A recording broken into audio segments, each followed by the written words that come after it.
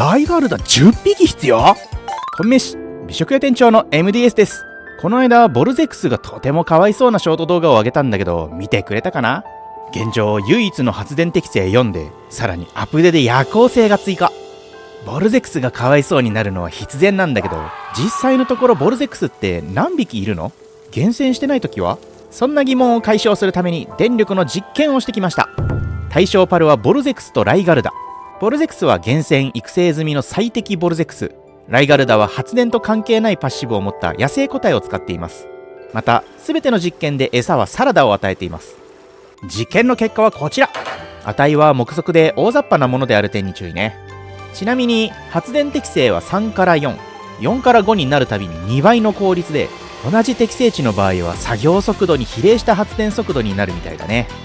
無凸ボルゼックスと貫突ライガルダがほぼ同じになるってことだね。ここで発電量の理論値と実測値が違う点について。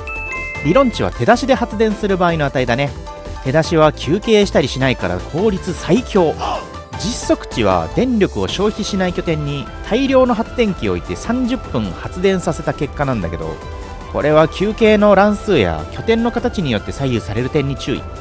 ボルゼックスの実測値が大きく下がっている理由は、発電機がすぐ満充電になってその度に発電が途切れちゃうんだよね。それで移動が多くなるのが原因かな。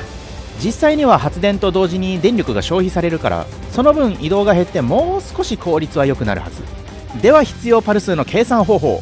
必要な消費電力を出してその値より大きい発電量にするだけ。例えば原油抽出所4本を動かす拠点の場合、原油抽出所1本の1分間の消費電力は大型発電機 36.6% 分、4本だと ×4 で 146.4%。 最適ボルゼックスは理論値がこれより大きいので、手出しなら1匹でいいね。実測値は小さいので拠点なら2匹必要だね。野生のライガルダだと1分あたり 15% だから、なんと10匹必要。この計算が合ってるか実際に9匹と10匹で1時間試してみたけど、結果はこの通り。1時間の原油抽出量は1機当たり36になるはずなんだけど、9匹だとちょっと足りてないね。理論値で計算しちゃダメなことはこれで分かったね。あとは余剰分の電力を電動負荷機で埋めたりできるけど、ギリギリの発電量にすると乱数次第で効率落ちたりするから、多少余力を残しておくことをお勧めします。